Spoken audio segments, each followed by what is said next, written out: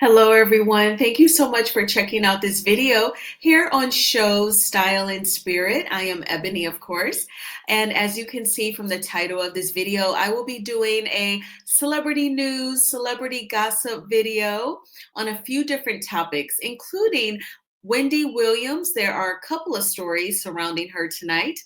Diddy versus NBC, and Apollo Nida from The Real Housewives of Atlanta. His wife has had enough. Now, before we get into these stories, I ask that you please hit the like button on this video and please subscribe to the channel.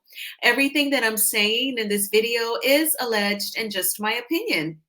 And the Copyright Act of 1976 says that my fair use commentary on these stories are allowed. Shout out to the Neighborhood Talk. It is my favorite blog on Instagram. I love how it constantly shares stories all day long, pretty much like CNN or the Associated Press. They allow us YouTube bloggers to use their copy. I cite my sources and they never flag videos. So shout out to the Neighborhood Talk, okay? And they are my source for my stories tonight. So we are starting off with Diddy, as you can see. Diddy is definitely fighting back. He is suing NBC to the tune of $100 million in a defamation lawsuit for NBC's documentary where they allegedly suggested that Diddy was involved in Kim Porter's passing. Let's get into it. So, Diddy is fed up with people accusing him of having something to do with Kim Porter's unfortunate passing. He is suing NBC for $100 million in a defamation suit for their making of a Bad Boy documentary, where they seemingly hinted at him being involved in her passing.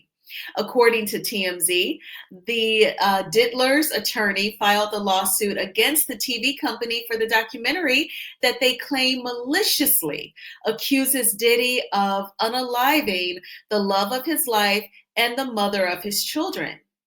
The lawsuit states that Kim's autopsy proved that she passed away from natural causes and that there was no sign of foul play. So making those accusations in the documentary is totally false and defamatory. And the documentary also accuses Diddy of being intimate with underage teenagers. And Diddy and his attorneys, I am simply reporting just repeating what is in the copy from the Neighborhood Talk. And Diddy is saying that that is false as well, that he was intimate with two underage teenagers. And the lawsuit claims that these allegations have already been debunked by the two women in question who have already come forward and said they were of age at the time of the incident. Diddy's attorney, Erica Wolf, says in making and broadcasting these falsehoods, among others, defendants seek only to capitalize on the public's appetite for scandal without any regard for the truth and at the expense of Mr. Combs' right to a fair trial. Mr. Combs brings his lawsuit to hold defendants accountable for the extraordinary damage their reckless statements have caused. So, of course, Diddy is going to defend himself. And, some may say he's doing this because he could need some cash. I imagine he's bleeding out a lot of money just in attorney's fees alone, not to mention his children depending on them. They're pretty much socialites. It's not like they are educated and they work W-2 jobs. I don't even think his sons and the twins have any businesses. The twins just went to prom. I would imagine they're just influencers, in their own minds. They post content to their social media. I would imagine they're monetized on Instagram and they get that money, but Diddy's bleeding out money. It's not like he's currently producing any artist or he's affiliated with any businesses. I believe he sold the vodka and he's no longer involved with Revolt, that media outlet that he started. So I don't think that he has any incoming dollars except for when people do stream the songs that he produces. But I don't think he has the same amount of money that he's dishing out. I definitely do not think that that's what's coming in. So he probably could be wishing on a star that this is a lawsuit where he could potentially win against NBC to help recoup all of the money that he has shelled out in bills and taking care of his kids and attorney's fees. Now, at the time, it did seem like Kim Porter, they said it was natural causes. I believe it's even been reported that she had like the flu or pneumonia. And then when we an entire world dealt with Carnival 19, I even had the thought because she passed away in like late 2018. And I remember thinking in March of 2020, I was like, what if Carnival 19 was in this country back in 2018? And what if Kim Porter had that? I had those thoughts back then. And the documentary on Peacock, I watched it. I'll be sure. Kim Porter's ex-husband and the father of their oldest, or their only son together, Quincy, who we all know Quincy seems to be closer to Diddy. I'll be sure is in this documentary, The Making of a Bad Boy, that's on Peacock. And just from my interpretation of the documentary of I'll Be Sure's portion, he kind of suggests that he is guessing that perhaps there's more to her passing. He did not explicitly say that he thinks Diddy was involved in her passing, but he suggests that there's more to the story than what was presented to the public, than what it seems. And so there's all sorts of rumors and innuendos surrounding Diddy. Some people have reported, allegedly Candace Owens, she has reported about Diddy having, she said the person's name. He has like this assistant that can like make things happen. And the way that I equate this man is if you remember the show Scandal, the character Huck, he was a trained Killer, and he knew how to like inject something in your neck and make it look like you had a heart attack. So allegedly, I'm just repeating what Candace Owens has said on her podcast. Diddy has someone like that.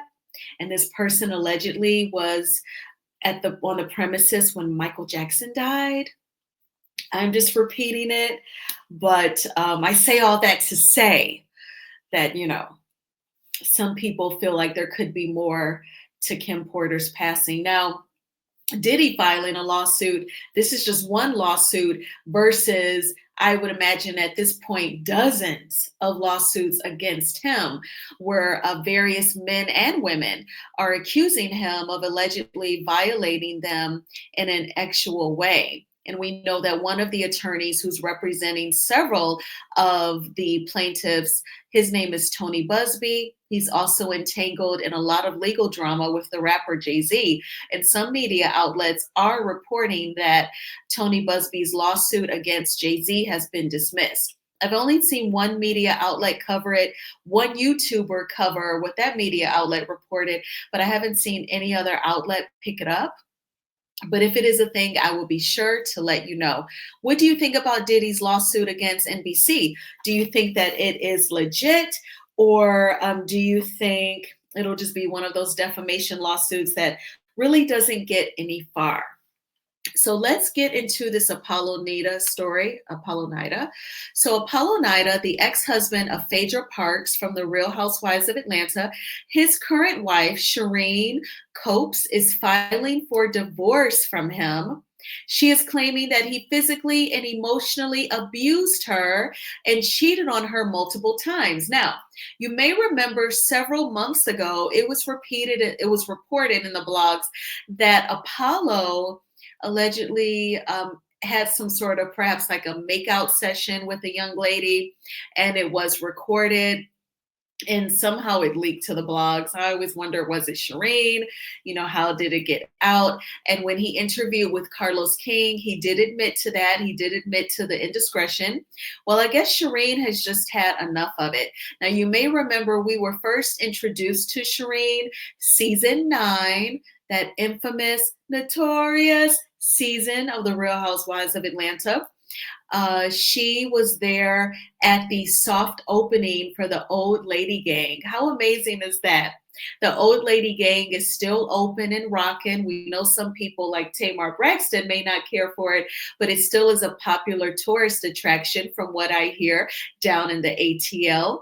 Well, when it had its soft opening during season 9, Shireen was there. She walked in wearing a studded crop jacket and some tight jeans, and Apollo was knocked up. Apollo was locked up, and Shireen came to congratulate Candy and Todd, and she said that she was coming on behalf of Apollo because back then Apollo was still good friends with Candy and Todd, to the point where they were keeping like a motorcycle of his in their garage, and allegedly a federal agent came knocking on Candy's door, and Candy always wondered if Phaedra sent them. But let's get into Shireen filing for divorce. Apollo Nida is facing serious allegations as his wife, Shireen Copes, has filed for divorce. In her filing on February 7th, Shireen accuses Apollo of multiple instances of adultery and both emotional and physical abuse. She describes their marriage as irretrievably broken and is not seeking alimony. Because how much can you get from zero? But, that's just my opinion, Apollo. I don't know, but that's just what I'm wondering. But according to In Touch Weekly, Shireen's allegations include claims that Apollo refused to seek professional help for his mental health issues, leading to abusive behavior towards her and causing significant emotional distress to her daughter. She also asserts that Apollo deserted her for at least a year. Apollo has publicly denied these accusations, stating, "I did not agree to anything. We will have our day in court." A lot of that language is false. This isn't the first time that Apollo has faced such allegations. In March 2024, he was arrested and charged with family violence battery after an alleged altercation with Shireen.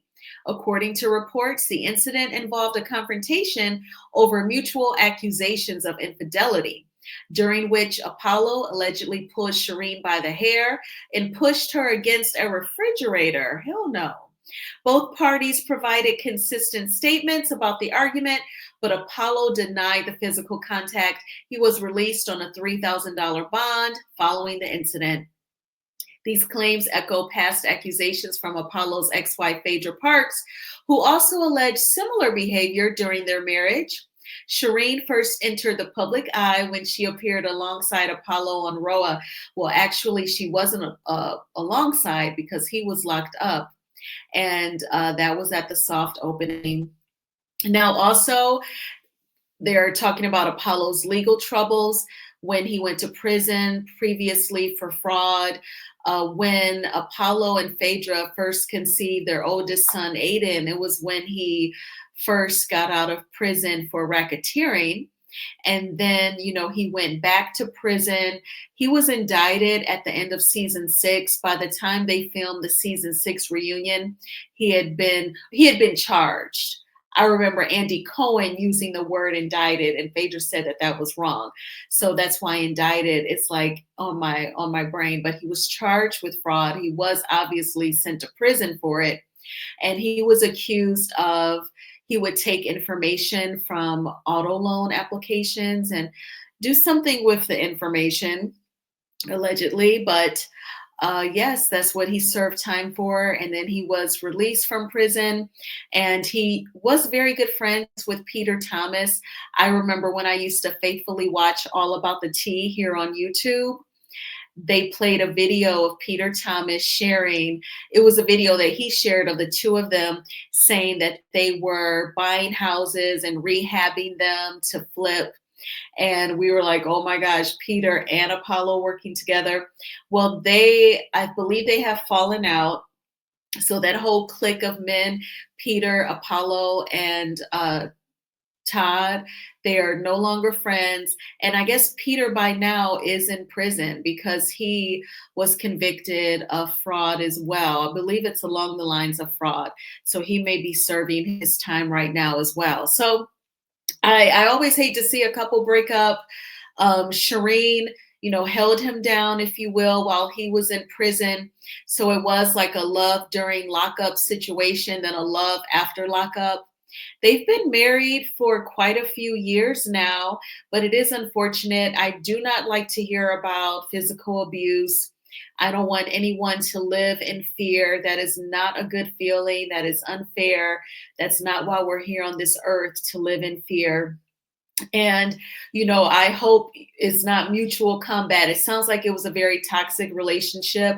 So I'm sure that it's for the good, for the best, that it is coming to an end. I can remember seeing them because they have filmed other reality TV shows.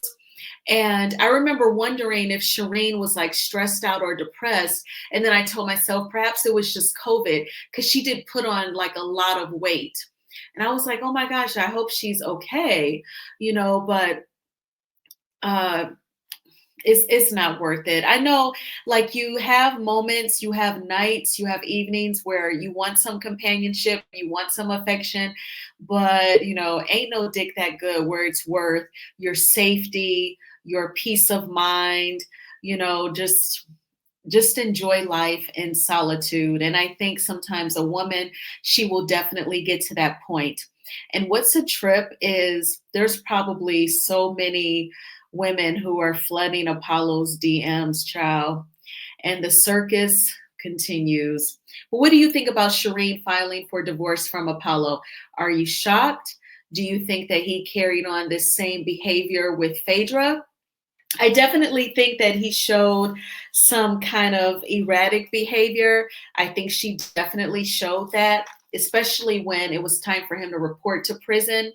And she like rented like a really nice hotel suite, and her mom was there. Aiden was a little boy, Dylan was a baby, and her mom was staying in this hotel suite with Phaedra to help her with the babies. And Phaedra was saying, the closer he gets to the day that he has to report to prison, he's just acting crazier and crazier. I'm paraphrasing, obviously. So I'm not totally shocked. It seems to be a pattern. So, but let me know what you think about Shireen filing for divorce.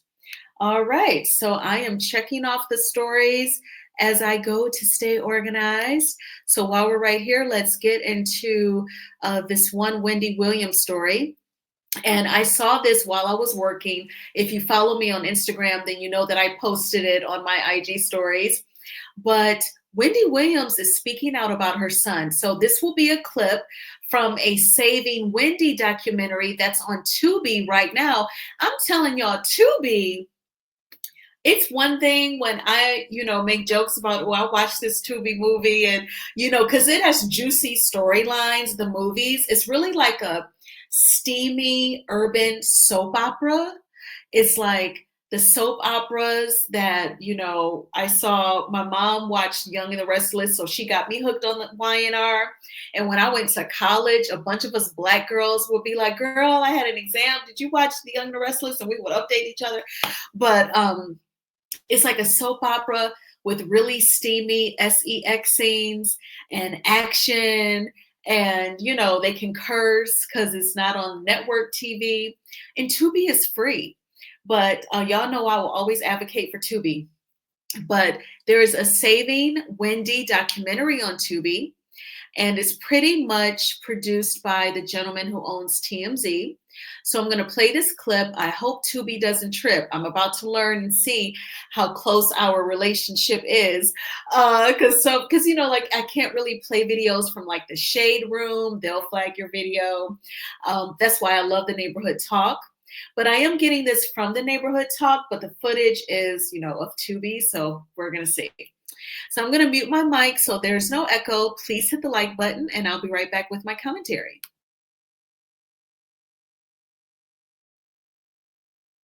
Can you talk to me about how Wendy ended up in a guardianship? My understanding is somebody was in her bank account that Wells Fargo flagged, and there was large withdrawals being taken out. My son, he overstepped his boundaries in terms of me. You understand? He overstepped his boundaries, and he was inappropriately using my money without telling me crap about it. Like, is he stealing from me? Look, all I know is that in terms of what I'm dealing with, and that this is still going on, because, that's when my money got frozen at Wells Fargo. Thank God. No more money stealing from my son and the other people. Wells Fargo, your bank, said you were the victim of undue influence and financial exploitation with respect to your money. Who was unduly influencing you? Who is the person that was doing this? Thank you. Listen, my son is a really good person. You know what? Oh, God, I'm not going to cry about that. Oh, I'm sorry for cursing. Look, my son is a good person, but at this point, he is a horrible person to me. You know what I'm saying?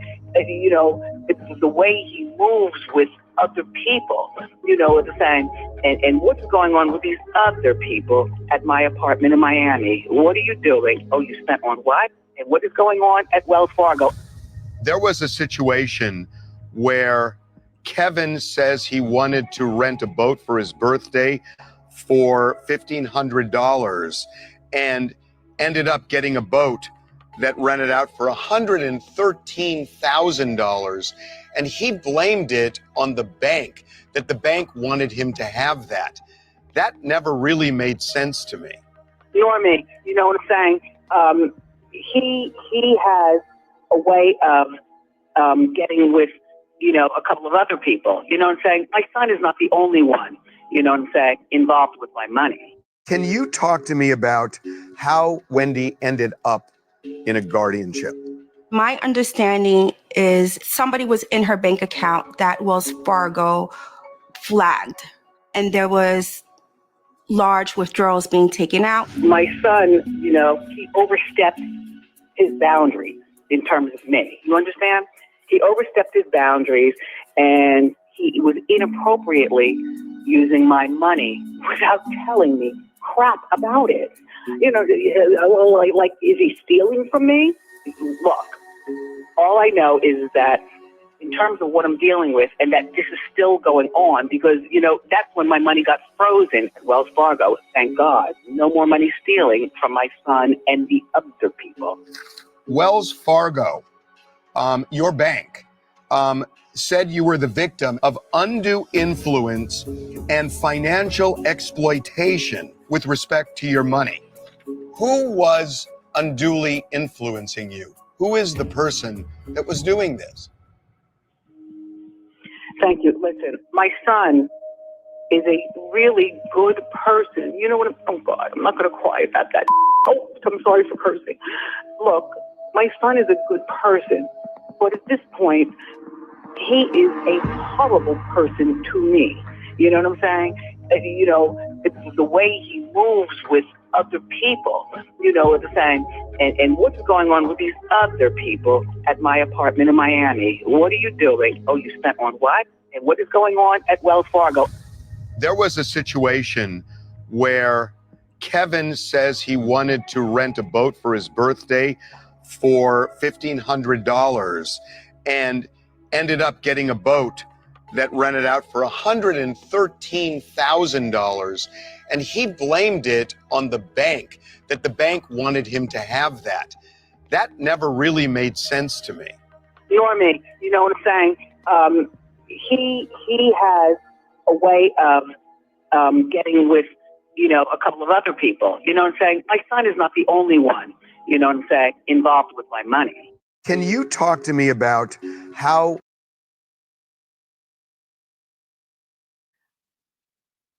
Okay, so I let the clip play twice for you all.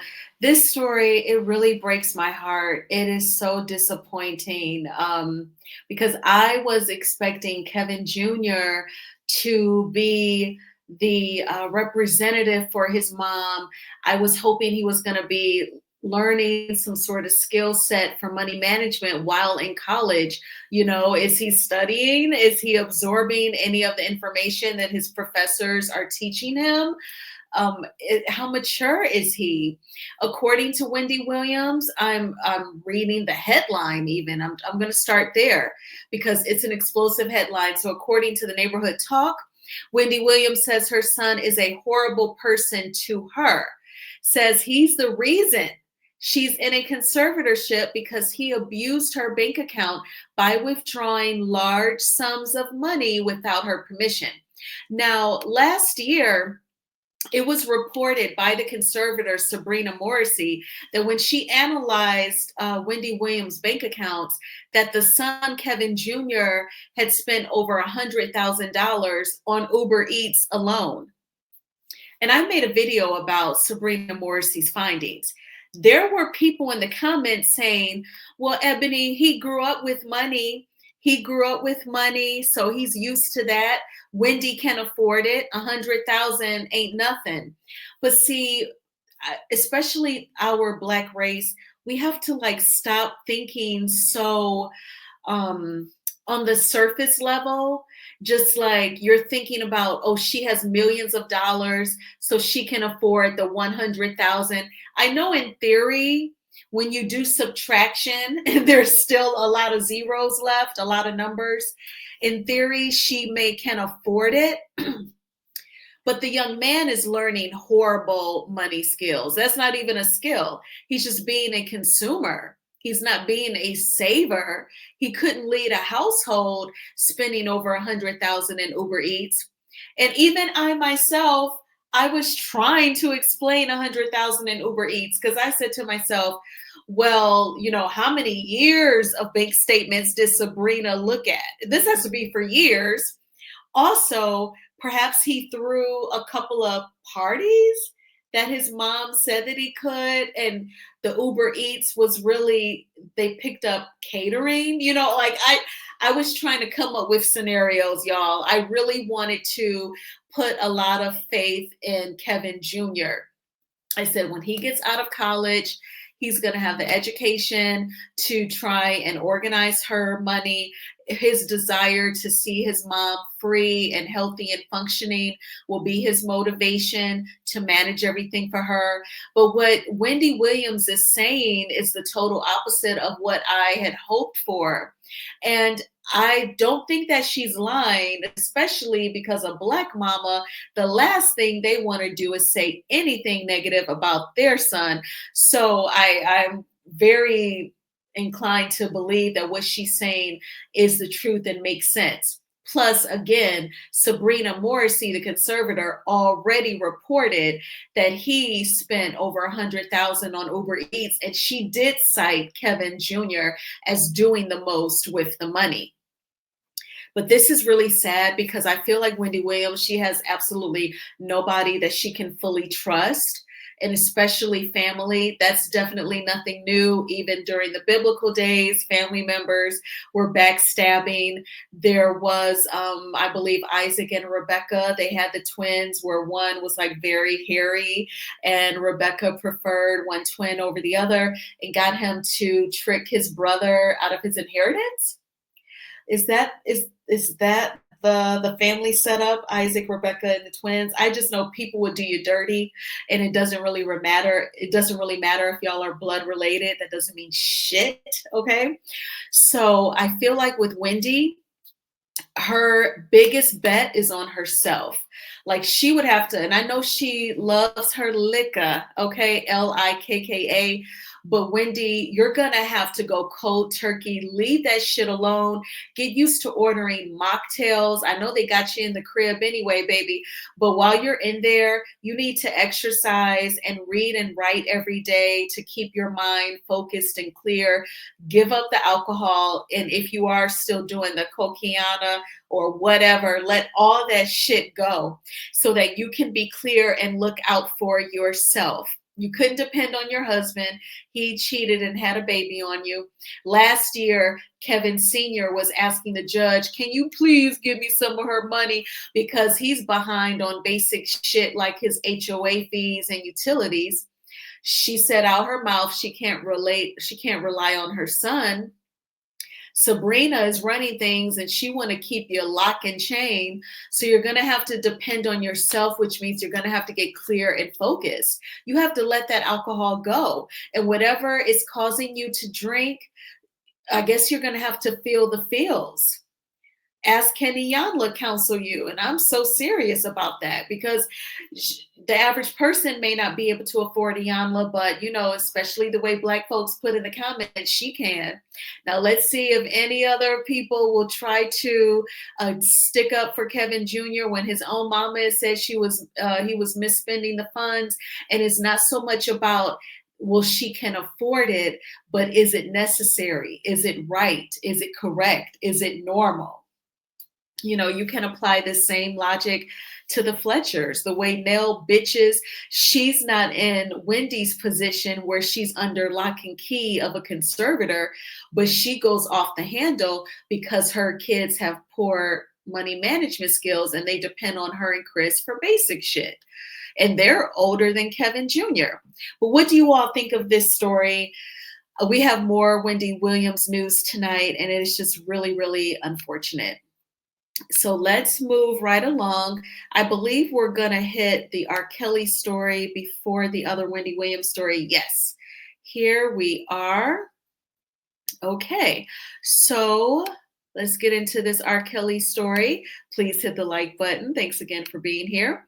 So R. Kelly loses his appeal of the New York City sex trafficking case after claiming prosecutors failed to prove he recruited women and underage girls for sex in a racketeering scheme and violated victims. So R. Kelly, he is 58 years old, and he has received this news. So as of February 12th, the Manhattan Second U.S. Circuit Court of Appeals upheld R. Kelly's sex trafficking and racketeering conviction.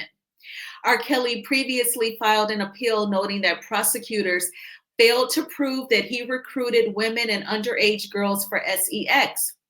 But according to Circuit Judge Denny Chin, he said that there was extensive evidence showing how Kelly ensnared young girls and women into his orbit and got to control their lives and secure their compliance with his personal and actual demands through verbal and physical abuse, threats of blackmail, and humiliation. Now let's listen to what R. Kelly's lawyer had to say. Jennifer Bonjean says that they may take their appeal to the U.S. Supreme Court because they believe that the RICO Act is being stretched outside of its intended use. She claims that the RICO statute was intended to punish organized crime, not individual conduct. I do want to put a pin in it right there. So when I read this, I was thinking, okay, R. Kelly's attorney, in my opinion, is putting a spin or, doing a play of words with the RICO statute. Now, is this like the mafia organized crime? Is this like Black mafia family? No, but I believe, in my opinion, I'm not a lawyer. I believe that the RICO Act applies to this because it is organized in where he had women in different area codes and he had it set up where they had to call him daddy. And, I'm sure there was a lady who was in charge of the girls. Shout out to Della Reese, rest in peace, love Harlem Nights. But I'm sure he did have it organized because he controlled them and they could not leave. And I'm sure there was certain things that they had to do at certain times and certain things that they could not do altogether. That's what gives it structure. That's what makes it organized. And Jennifer Bonjean obviously has her Juris Doctorate. She has to know that in theory or just being a thinker and analytical. But she's saying, this was individual conduct and not an organized crime. Now, also, this is all in reference to the case where 45 witnesses spoke, and some mentioned things like the requirement that R. Kelly be called daddy, the fact that they had to write apology letters or ask before eating or using the restroom. Part of Kelly's pushback in his appeal was that prosecutors did not prove he purposely exposed victims to HERPES, by concealing his diagnosis. He also said multiple jurors knew too much about him to be fair. Now, that argument, in my opinion, like, oh, my client can't possibly have a fair trial because it's been reported in the media and X, Y, and Z. Look, the media isn't going to go away. So yes, when they hear about stories, they're going to send a reporter out to the police station, or the police information officer is going to send out a press release to all of the media outlets. So the word is going to get out. And in this day and age of social media, family members of alleged victims, they're going to make videos because they're going to be so upset about their loved ones being violated. And hello, I was in middle school when R. Kelly and Public Announcement first came out with Honey Love. That was over 30 years ago. So yeah, people are going to know him. We are going to know a lot about him. But that whole fair trial thing, that's up to his attorneys. His attorney is going to have to perform to ensure that he gets a fair trial, because we already know him. That sounds like a you problem. But what do you all think about him losing this appeal in New York City? I'm very thankful that he did. You know what, really, this is something that I think about a lot. I know that us non-psychologists, us non-psychiatrists, people of society and in the public, for me, or I won't even say for all of the non-psychologists, but for me, the word narcissist is fairly new. It's something that I've heard, within the past few years, several years. And so I feel like we are surrounded by so many narcissists. And I think that that is a trait, especially for people who do violate other people's bodies and try to manipulate their minds. I believe that sex violation, it goes hand in hand with someone with narcissistic traits. And I believe that arrogance is a part of being a narcissist. And I believe that you have to be very arrogant to try and appeal an sex trafficking case. It's not like this is just one of your cases. You got one in Chicago, Atlanta. It's like a conference or something, or a traveling stage play. Like it's in a few different regions, dude. And I feel like you have to be very arrogant to try and appeal it. But are you getting therapy, not just the in-house therapist at the prison? Are you investing any of your residual income into therapy to try and see why you so fucked up to do this, allegedly, to so many people? It just seems like the focus is all wrong. Like, dude, you're locked up. Try to focus on getting better versus trying to get out, and ain't a damn thing changed. So I just feel better when some people, they, remain locked up. Okay. So now let's get into this Wendy Williams story. Let me check off R. Kelly. Okay. So Wendy Williams has signed an affidavit asking a judge to end her conservatorship. She said that she has regained capacity and denies having frontotemporal dementia. All right, so Wendy, according to sources close to the situation, Wendy Williams has signed an affidavit Wednesday afternoon asserting that she has regained capacity and no longer requires a guardian. She also refuted previous claims that she has frontotemporal dementia, a condition that is typically progressive and irreversible. Per TMZ, Williams is set to undergo a medical evaluation next Tuesday by a doctor chosen by her legal team. The following day, her attorney plans to file an emergency order to show cause, seeking an immediate hearing with the judge overseeing her case. If the request is denied, Williams reportedly intends to demand a jury trial to determine her ability to manage her own affairs. In the TMZ documentary, Williams described her current circumstances as highly restrictive, claiming she has no internet access, incoming phone calls, no visitors, or even the freedom to step outside for fresh air. Her legal battle marks a pivotal moment in her fight to regain control over her life and finances. Y'all, let me tell you what's been on my mind concerning Wendy Williams. I feel like all these restrictions, they are trying to gain in on her mind.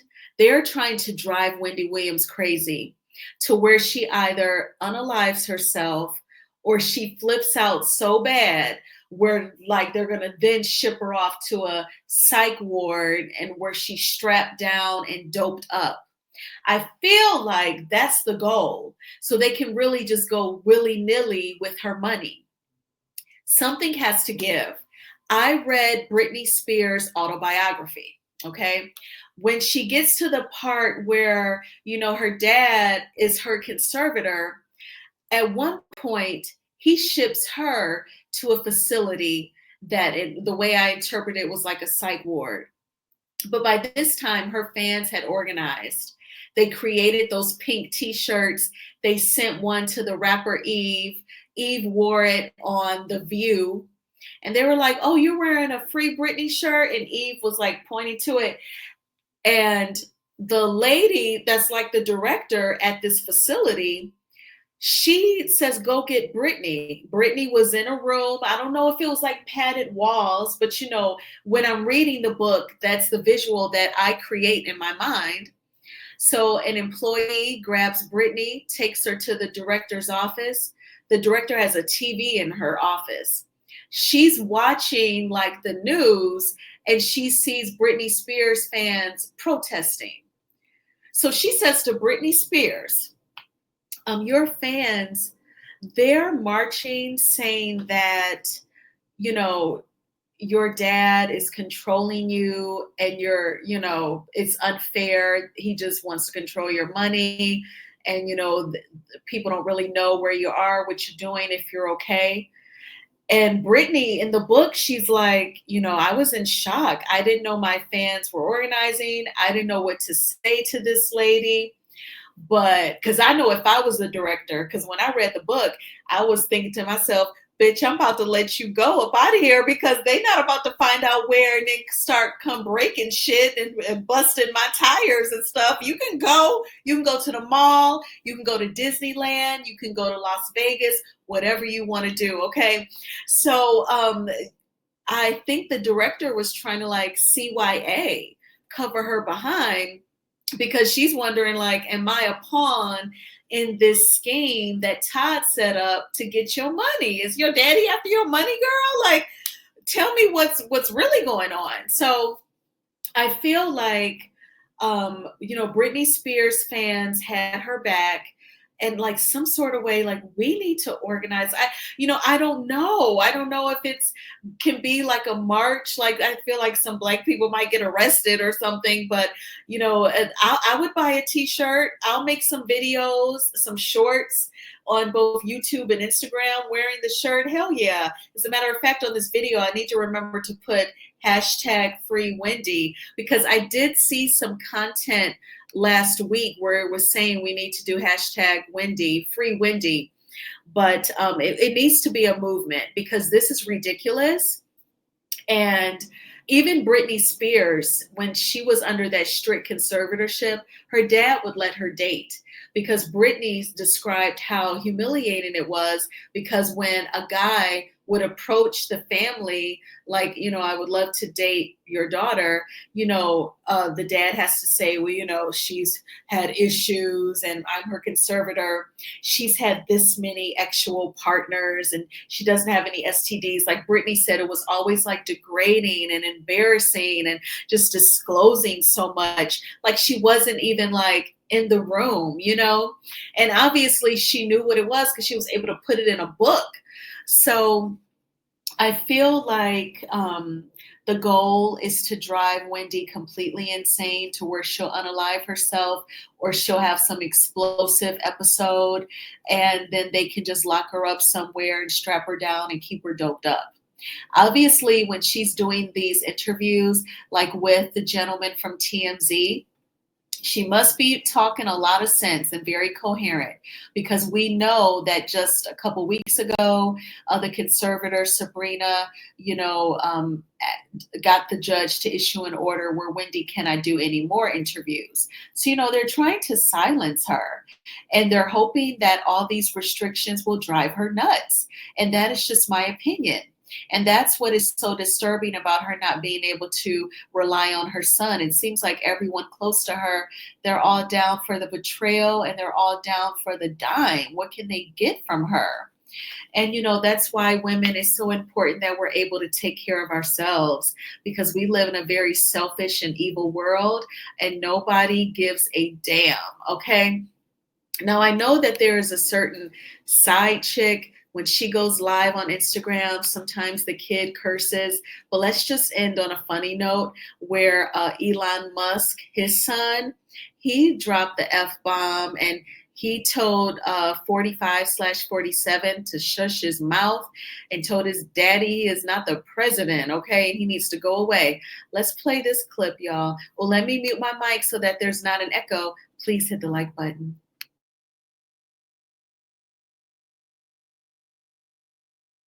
Prices from one year to the next are the same, and their prices from one year to the next are the same, and their prices from one year to the next are the same, and their prices restore democracy.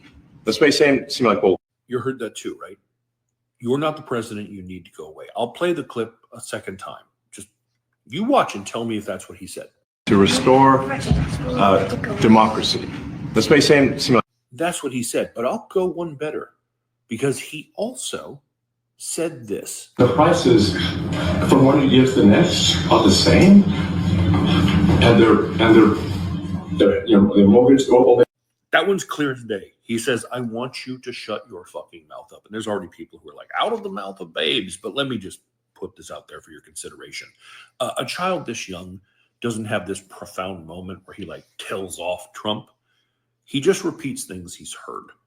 So if he says you're not really the president, chances are someone has said that around him and he's repeating it. When he says, I want you to shut your fucking mouth up, he's either heard someone say that to restore democracy. This may seem like, well, you heard that too, right? You're not the president. You need to go away. I'll play the clip a second time. Just you watch and tell me if that's what he said. To restore democracy. This may seem like, that's what he said, but I'll go one better, because he also said this. the prices from one year to the next are the same, and their mortgage.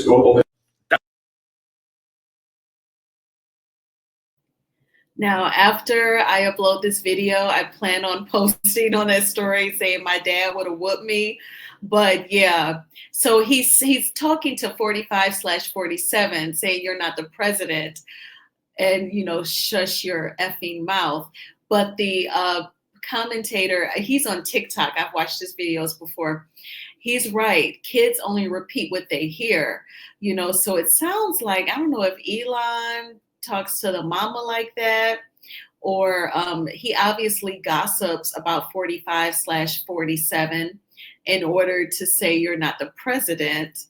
So yeah, that little boy, oh my gosh. But I know he is something down at the pre-K or kindergarten, whatever grade he is in. I know his teachers be drinking when she gets home. But I thought that was funny and I wanted to share it. Thank you all so much for checking out this video. I really hope you enjoyed it. Please hit the like button on this video and please subscribe to the channel. Everything that I'm saying in this video is alleged and just my opinion. And I hope that you all had a wonderful Wednesday. I did. I cannot complain. It's supposed to be really treacherous weather out there. So as soon as I logged out from work, I ordered some food and had it delivered. So I have enough for dinner tonight and tomorrow. And so I'm just staying in. And my friend Jennifer called me. We talked for about an hour and then I filmed this video. So I'm having a laid back evening. And I think I'm just going to find something to watch on Tubi. I may watch the Saving Wendy documentary. I think that it's going to make me sad. So that's why I've been avoiding it. But I can just feel the restrictions on Wendy. And like, if I really think about how she must feel, like the empath in me, like, I think it may give me anxiety, because I can't even imagine, if I put myself in her shoes, I can't even imagine not even being able to go outside and get some breath of fresh air. That's very unfair. You all saw me. I made a short Monday night. I was feeling like cabin fever. I got to get out the house. I'm sick of the winter. I went to the park and I stood outside in the cold, like for a few minutes, and made a video. So I cannot imagine how Wendy Williams feels. All right, y'all. Well, thanks again for watching, and I will talk with you soon. Bye.